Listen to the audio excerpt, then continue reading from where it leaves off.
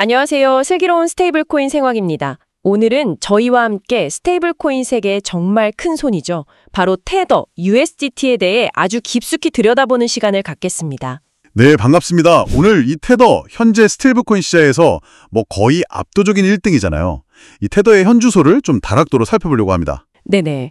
구체적으로는 테더의 규모, 그러니까 덩치가 얼마나 큰지, 또 주로 어디서 어떤 용도로 쓰이는지, 그리고 테더를 둘러싼 여러 규제 리스크들 있잖아요. 특히 그 오프쇼어 리스크라고 하는 부분하고 최근에 미국에서 지니어스 액트라는 법이 만들어졌는데 이게 테더에 어떤 영향을 줄지 이런 것들을 좀 심층적으로 파헤쳐 보겠습니다. 그리고 오늘 이야기는 저희가 특별히 준비한 테더 시리즈, 테더 흔들리나 더카지나 그 첫 번째 시간입니다. 네, 맞습니다. 앞으로 총 5편에 걸쳐서 이 테더라는 어떻게 보면 좀 복잡한 퍼즐을 하나씩 맞춰볼 건데요. 오늘은 그 첫 단추로 테더의 아주 기본적인 작동 방식부터 시작해서 현재 규모, 주요 사용처, 그리고 제일 중요한 리스크 요인들, 여기에 좀 집중해 보겠습니다. 네, 그렇습니다. 그리고 이어서 다음 시간에는 오늘 잠깐 언급할 그 지니어스 액트 있잖아요. 이게 구체적으로 테더의 어떤 취약점을 건드릴 수 있는지, 그리고 테더가 이런 환경 변화 속에서 살아남으려면 어떤 전략을 써야 할지 이걸 좀 더 깊게 파볼 예정이고요. 아, 흥미롭네요. 그 후에는 테더의 결제나 정산 파트너십 전략, 또 다양한 블록체인 위에서의 사용 현황, 그러니까 체인 포트폴리오라고 할 수 있겠죠. 그리고 마지막으로는 미국 시장 안에서 USDC나 페이팔 코인 같은 경쟁자들과 어떻게 경쟁하고 있는지 이런 순서로 쭉 살펴볼 계획입니다. 와, 시리즈 전체를 들어야 테더를 대대로 이해할 수 있겠네요. 네, 그래서 이 시리즈 정체를 꿰뚫는 질문은 결국 이거예요. 미국이 이제 슬슬 규칙을 만들고 있는데 엘살바도르로 본사 옮기고 이러는 오프쇼어 중심의 테더가 과연 계속 클 수 있을까? 이겁니다. 정말 중요한 질문이네요. 미국이 판을 짜는데 과연 테더는 어떻게 될 것인가? 그럼 본격적인 분석 전에 가장 기본적인 것부터 좀 짚고 가야 할 것 같아요. 스테이블 코인 자체가 생소한 분들도 계실 수 있으니까요. USDT는 대체 어떻게 만들어지고 또 어떻게 다시 현금으로 바꿀 수 있는 건가요? 그 기본 원리부터 좀 설명해 주시죠. 네. 테더의 작동 원리는 크게 두 가지 과정으로 나뉩니다. 발행, 영어로는 민팅이라고 하고요. 또 상환, 리디밍이라고 하죠. 먼저 발행은 어떤 특정 주체, 보통은 대형 거래소나 기관 투자자인데요. 이들이 테더 회사의 법정화폐, 주로 미국 달러겠죠. 이걸 예치하면 테더가 그 예치된 금액이랑 똑같은 가치의 USDT 토큰을 새로 만들어서 그 주체가 지정한 디지털 지갑으로 보내주는 거예요. 아, 그러니까 100만 달러를 보내면 100만 USDT가 딱 찍혀서 나온다. 이런 거군요. 네, 맞습니다. 1달러당 1USDT. 아주 간단한 구조죠. 그럼 반대로 USDT를 가진 사람이 이걸 다시 달러로 바꾸고 싶을 때는 어떻게 해요? 그게 바로 이제 상환 과정인데요. USDT 보유자가 테더 회사에 직접 USDT를 돌려주면 테더가 확인 절차를 거쳐서 1USDT당 1달러 이 비율로 계산해서 그 사람 은행 계좌 같은 데로 돈을 보여주는 거죠. 이렇게 상환된 USDT는 소각되거나 유통에서 빠지게 됩니다. 이론상으로는 이 발행과 상환을 통해서 USDT 가치가 1달러에 딱 고정되는 거고요. 이론은 그런데 이게 현실에서는 좀 다른 문제들이 있을 수 있을 것 같아요. 예를 들어서 금융시장에 갑자기 불안해져서 너도 나도 USDT를 달러로 바꿔달라고 몰리면 뭐랄까 디지털 뱅크런 같은 상황이 오면 태도가 이걸 다 즉시 처리해줄 수 있을까요? 유동성 문제, 이거 없을까요? 아, 그거 정말 중요한 지적이세요. 테더가 가지고 있다고 말하는 그 준비금 있잖아요. 이게 정말로 대규모 상환 요청이 몰렸을 때 얼마나 빠르고 또 손실 없이 현금화될 수 있느냐. 이게 테더 안정성의 핵심 중 하나거든요. 그렇죠. 특히 은행 문 닫는 주말이나 휴일에도 과연 상환이 잘 될까? 이런 의문은 계속 나왔어요. 테더 쪽에서는 준비금 대부분이 미국 단기 국채 같은 유동성 높은 자산이라고 계속 강조는 하는데 글쎄요, 정말 극단적인 상황에서는 어떻게 대응할지 이건 여전히 잠재적 리스크라고 봐야죠. 상환 절차 자체도 좀 까다로울 것 같은데요. 아무나 그냥 쉽게 원할 때 바로 현금으로 바꿀 수 있는 건 아니겠죠? 네, 맞아요. 현실적인 제약들이 좀 따라붙습니다. 우선 테더는 최소 상환 신청 금액을 꽤 높게 잡아놨어요. 예를 들면 최소 10만 달러 이상은 돼야 상환 신청을 받아준다 이런 식이죠. 10만 달러요? 그럼 일반 개인 투자자들은 직접 상환하기 어렵겠네요. 그렇죠. 그래서 소액 보유자들은 보통 테더에 직접 신청하기보다는 그냥 거래소 같은 2차 시장에서 다른 코인이나 법정화폐로 바꾸는 게 일반적이고요. 또 상환할 때 수수료가 붙을 수도 있고, 그리고 무엇보다 중요한 게 그 KYC, 고객 확인 절차랑 AML, 자금 세탁 방지 절차예요. 아, 신원 확인. 네, 테더가 규제를 지켜야 하니까 상환 신청하는 모든 고객한테 신원 확인하고 자금 출처가 어떻게 되는지 이런 걸 아주 꼼꼼하게 요구해요. 이 과정 자체가 좀 복잡하고 시간도 걸릴 수 있어서 어떤 사람들한테는 이게 상환의 벽처럼 느껴질 수도 있죠. 또 다른 리스크로는 테더라는 회사가 중앙에서 이걸 발행하고 관리한다는 점, 이걸 지적한다는 목소리도 있잖아요. 테더 회사가 마음대로 특정 지갑을 얼려버리거나 거래를 막을 수도 있다. 이런 우려요. 이 부분은 어떻게 봐야 할까요? 네, 그것도 테더의 중요한 특징이면서 동시에 논란거리예요. 실제로 테더는 전 세계 법 집행기관들이랑 협조해서 아니면 자체적인 위험관리 정책에 따라서 불법 활동에 연루된 걸로 의심되는 USDT가 담긴 지갑 주소를 동결시키는 조치를 계속 해왔어요. 아, 실제로 동결을 하는군요. 네, 테더가 공식적으로 밝힌 누적 동결 자산 규모만 해도 수십억 달러에 달한다고 알려져 있고요. 이게 테러 자금 조달이나 자금 세탁, 랜섬웨어 수익금, 금융사기 같은 범죄 수익금 이동을 막는 안전장치 역할을 한다. 이렇게 긍정적으로 볼 수도 있어요. 그럴 수 있겠네요. 근데 동시에 이게 뭘 보여주냐면 중앙화된 발행사가 사용자 자산을 마음대로 통제할 수도 있다는 가능성을 보여주는 거거든요. 도대체 어떤 기준으로, 누가 요청해서, 언제 자산을 동결하는 거야? 이런 명확한 기준이나 투명성이 좀 부족하다는 비판이 계속 있고요. 특히 탈중앙화를 중요하게 생각하는 블록체인 커뮤니티에서는 이게 계속 논쟁거리가 되고 있죠. 발행, 상환 방식, 그리고 거기서 나올 수 있는 문제점들까지 잘 짚어주셨습니다. 그럼 이제 테더의 현재 위상, 그러니까 얼마나 크냐, 이 규모 문제로 넘어가 보죠. 현재 테더, 시장에서 어느 정도 영향력을 갖고 있나요? 한마디로 그냥 스테이블 코인 시장의 지배자죠. 2025년 9월 현재 기준으로 테더 시가총액이 약 1,680억 달러 정도 됩니다. 1,680억 달러? 원화로 하면 대략 220조 원이 넘는 건가요? 네, 엄청난 규모죠. 이게 전 세계 스테이블 코인 시장 전체 시총의 상당 부분을 차지하는 압도적인 1위고요. 웬만한 중견국가 1년 GDP랑 맞먹는 수준이에요. 그야말로 이제 글로벌 금융시장에서도 무시 못할 존재가 된 거죠. 1,680억 달러라 정말 상상하기 힘든 규모네요. 그러면 이 막대한 규모의 USDT, 이걸 뒷받침할 만한 준비금은 제대로 가지고 있는 걸까요? 과거의 테더 관련 논란의 핵심에는 항상 이 준비금 문제가 있었던 것 같은데요. 맞습니다. 그 준비금의 투명성, 그리고 충분하냐, 이 문제가 오랫동안 테더의 아킬레스건이었죠. 근데 최근에 테더가 분기별로 내놓는 자산증명 보고서를 보면 예전과는 좀 달라진 모습이에요. 예를 들어서 2025년 2분기 자료를 보면요. 테더가 그 분기에만 순이익을 약 49억 달러, 우리 돈으로 한 6조 5천억 원 정도 벌었어요. 분기 순이익이 6조 원이 넘는다고요? 와, 그건 뭘로 번 건가요? 이게 주로 테더가 가지고 있는 준비자산에서 나오는 이자 수익 덕분이에요. 아, 이자 수익. 네. 그리고 더 중요한 건 그 준비자산 구성인데요. 글로벌 회계법인 BDO가 증명한 2025년 2분기 말 기준 보고서를 보면 테더가 가진 총 준비자산 중에서 미국 단기 국채, T빌이라고 하죠. 이 비중이 압도적으로 높아요. 미국 국채요? 얼마나 되는데요? 그 규모만 해도 1,270억 달러 이상이라고 나와요. 이게 전체 준비금의 한 75% 이상을 미국 국채, 그러니까 비교적 안전하고 현금화하기 쉬운 자산으로 가지고 있다는 뜻이거든요. 예전에는 기업보험 같은 거 많다고 비판받지 않았었나요? 네, 맞아요. 예전엔 현금 비중 넓고 좀 위험할 수 있는 자산 비중 높다고 비판받았는데 지금은 많이 달라진 거죠. 물론 이게 완전한 회계 감사는 아니라는 한계는 있어요. 증명 보고서니까요.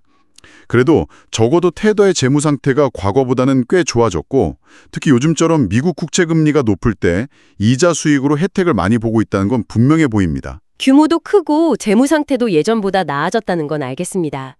그러면 이 거대한 테더가 실제로 시장에서는 어디서 또 어떤 목적으로 주로 쓰이고 있을까요? 이 사용처를 보면 테더의 또 다른 면을 볼 수 있을 것 같아요. 네, 사용처 분석. 이거 아주 흥미로운 주제입니다. 최근 몇 년간 테더 사용 패턴에서 제일 눈에 띄는 변화 중 하나가 특정 블록체인 네트워크, 바로 트론에서의 사용량이 폭발적으로 늘었다는 거예요. 트론이요? 네, 2025년 들어서 트론 네트워크 위에서 돌아다니는 USDT 공급량이 기존에 한 600억 달러 수준이었는데 이게 800억 달러 이상으로 확 늘었어요. 이건 뭐 전체 USDT 유통량의 절반 이상이 트론을 통해서 움직인다는 얘기거든요. 트론 네트워크라면 제가 알기로는 거래 수수료가 싸고 처리 속도도 좀 빠른 걸로 알려져 있는데요. 그것 때문에 트론 기반 USDT가 확 큰 건가요? 정확하십니다. 이더리움 같은 다른 주요 블록체인들은 네트워크가 좀 막힐 때 수수료, 가스비라고 하죠. 이게 엄청 비싸지잖아요. 네, 맞아요. 근데 트론은 꾸준히 낮은 수수료랑 빠른 거래 확정 시간을 제공해 왔어요. 이런 장점 때문에 특히 국경 간 송금이나 소액 결제 아니면 개발도상국에서 사람들끼리 직접 거래, P2P 하는 경우처럼 비용에 민감한 곳에서 트론 기반 USDT가 엄청난 인기를 얻게 된 거죠. 사용자 입장에서는 뭐 합리적인 선택으로 보이네요. 근데 특정 네트워크, 그것도 트론의 사용량이 이렇게 쏠리는 현상? 이게 혹시 잠재적인 위험 같은 건 없을까요? 바로 그 점이 현재 테더랑 트론 네트워크가 같이 안고 있는 가장 큰 숙제 중 하나예요.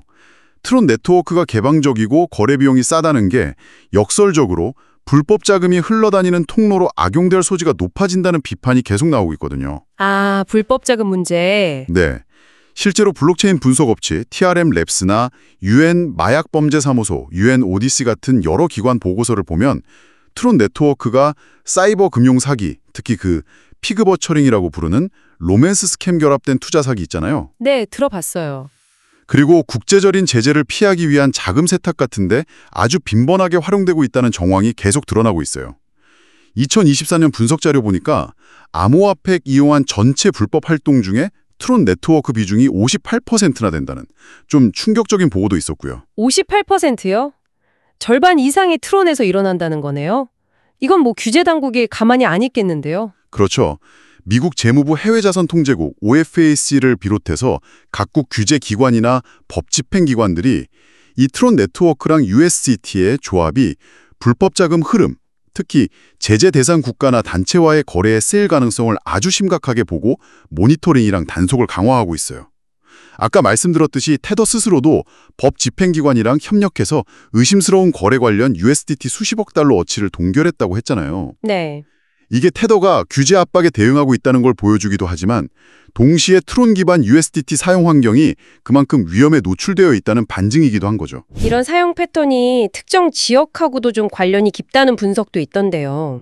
특히 동아시아, 동남아시아, 라틴 아메리카, 아프리카처럼 자국 통화 가치가 좀 불안정하거나 금융 시스템 접근이 어려운 그런 신흥국이나 개도국 시장에서 USDT가 사실상 디지털 달러처럼 엄청 넓게 쓰이는 경향이 있어요. 아, 디지털 달러처럼요? 네, 이런 지역에서는 USDT가 수출입 대금 결제나 무역금융 자금 조달, 아니면 개인 간 송금, 심지어는 자본 통제를 좀 피하거나 인플레이션 위험을 피하기 위한 가치 저장 수단으로도 아주 활발하게 쓰이고 있어요.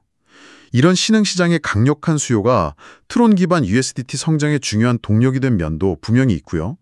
하지만 동시에 이게 또 해당 지역의 규제 공백이나 좀 취약한 금융 시스템을 악용한 불법 활동의 온상이 될 수도 있다는 우려도 같이 낳고 있는 거죠. 성장의 이면에는 이렇게 복잡한 리스크들이 얽혀 있군요.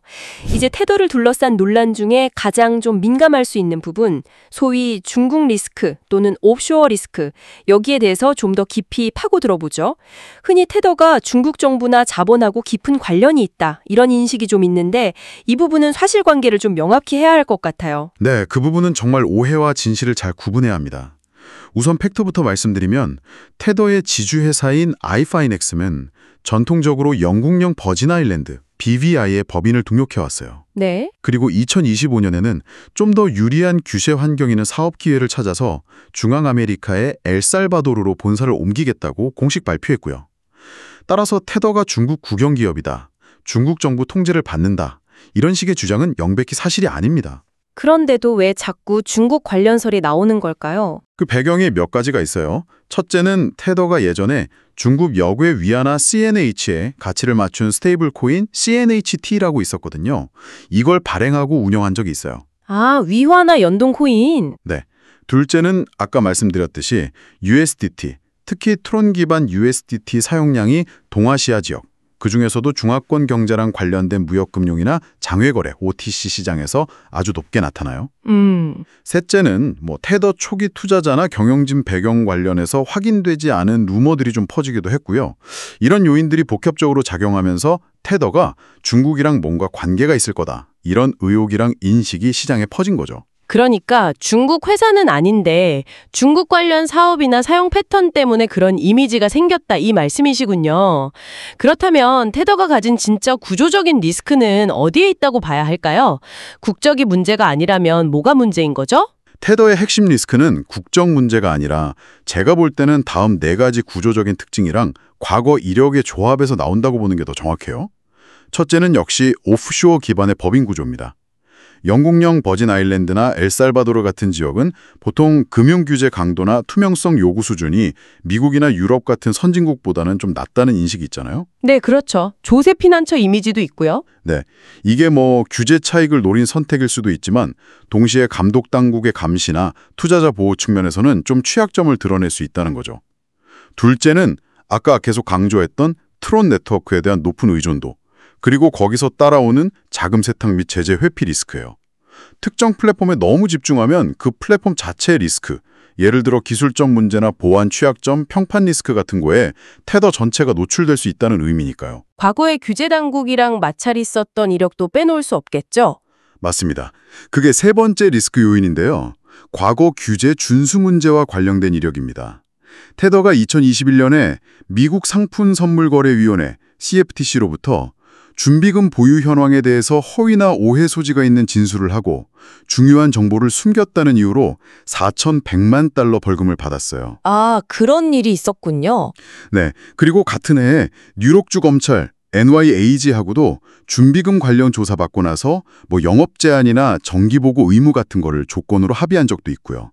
이런 과거 사례들이 테더가 지금 준비금 구성도 개선하고 투명성 높이려고 노력한다고 해도 시장 참여자들이 테더의 발표나 주장을 100% 믿기 어렵게 만드는 그런 그림자를 들이우고 있는 거죠. 그리고 마지막으로 아까 나왔던 중앙화된 통제 가능성 문제도 리스크 요인으로 다시 한번 정리할 수 있겠네요. 네, 네 번째는 중앙화된 발행 및 통제 구조입니다.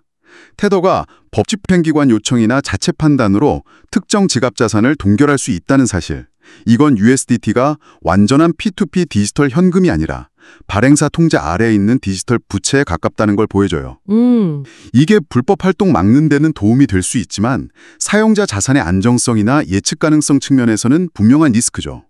테더 스스로 누적 25억 달러에서 29억 달러 이상 자산을 동결했다고 인정한 사실은 이런 중앙화된 통제력의 규모나 영향력이 얼마나 큰지를 보여주는 거고요. 명확하게 정리가 되네요. 테더의 진짜 리스크는 중국 기업이라는 딱지보다는 1. 오프쇼어 구조, 2. 트론 편중, 3. 과거 규제 이슈, 4. 중앙화된 통제 가능성. 이 4가지 요소가 복합적으로 작용한 결과로 봐야 한다 이 말씀이시군요. 정확합니다. 이 4가지 요소가 서로 영향을 주고받으면서 테더를 둘러싼 불확실성과 잠재적 위험을 만들고 있다고 볼 수 있습니다. 자, 이런 복합적인 리스크를 안고 있는 테더에게 최근 미국에서 제정된 제니어스 액트라는 법안이 상당한 도전이 될 수 있다는 분석이 나오고 있습니다. 이 법안 어떤 내용을 담고 있고 왜 테더에게 특히 불리하게 작용할 수 있다고 보는 건가요? 네, 2025년 7월 18일에 제정된 제니어스 액트. 정식 명칭은 법안마다 다를 수 있지만 논의되는 주요 스테이블코인 규제 법안을 지칭한다고 가정하고 말씀드릴게요. 이건 미국 연방 차원에서 스테이블코인 발행이나 운영에 대한 포괄적인 규제 틀을 만들려는 시도예요. 핵심 내용을 몇 가지 요약하면요. 첫째, 스테이블코인 발행사는 반드시 발행된 코인 총액과 1:1 비율 이상으로 현금 그리고 단기 미국 국채 같은 아주 안전하고 유동성 높은 자산으로만 준비금을 가지고 있어야 해요. 준비금의 질을 확실히 하라는 거군요. 네. 둘째, 이 준비금 내역을 매달 공시해야 하고 반드시 미국 증권거래위원회 SEC에 등록된 대형 회계법인한테서 매년 회계 감사를 받아야 하고요. 아, 감사랑 공시 의무도 강화되고요. 그렇습니다. 셋째, 발행사는 은행비밀보호법 BSA 같은 미국의 자금 세탁 방지, AML, 테러 자금 조달 방지 CFT 관련 규정을 철저히 지켜야 하고요. 넷째, 스테이블 코인의 안전성이나 가치 안정성에 대해서 거짓말하거나 오해하게 만드는 광고, 마케팅은 금지됩니다. 다섯째, 스테이블 코인 발행사가 준비금 굴려서 얻은 이자를 직접 가져가는 걸 금지하는 조항도 포함될 수 있어요. 이건 테더의 현재 주 수입원에 직접적인 타격을 줄 수 있는 부분이죠. 이자 수치 금지 조항까지요? 와. 그리고 가장 중요한 점은 미국 밖에 있는 외국 스테이블 코인 발행사라고 해도 미국 사람들한테 서비스를 하거나 미국 내에서 사업을 하려면 이 엄격한 기준들을 다 지켜야 한다는 원칙을 세우고 있다는 거예요. 듣기만 해도 굉장히 포괄적이고 강력한 규제 틀인데요. 이게 왜 오프쇼어 기반인 테더에게 특히 불리하게 작용할 수 있다는 분석이 나오는 거죠? 월스트리트 저널 WSJ나 여러 시장 분석가들, 법률 전문가들 의견을 종합해보면 이 법안은 사실상 미국 안에서 미국 규제당국 감독 아래 운영되는 온슈어 스테이블 코인 모델을 표준으로 삼으려는 의도가 있다는 거예요. 온슈어 모델이요? 예를 들면 어떤 거죠? 예를 들면 미국에 본사를 두고 뉴욕주 금융감독총 NYDFS 같은 곳에서 라이센스 받아서 운영해온 서클의 USDC 같은 경우가 대표적이죠. 아, USDC? 네. 이런 온슈어 발행사들은 이미 상당 부분 GNX 액트가 요구하는 기준에 맞거나 비교적 쉽게 맞출 수 있는 반면에 테더처럼 오프쇼어 지역에 기반을 두고 운영해온 발행사들한테는 이게 상당한 부담으로 작용할 수 있다는 거죠. 구체적으로 어떤 부담을 말하는 건가요? 우선 강화된 준비금 요건, 매달 공시, 매년 감사 같은 규정을 지키려면 비용이랑 노력이 엄청나게 늘어날 수 있어요. 특히 BVI나 엘살바도르 법인 구조 아래서 미국 수준의 엄격한 회계 감사랑 공시 기준을 맞추는 게 현실적으로 어려울 수도 있고요.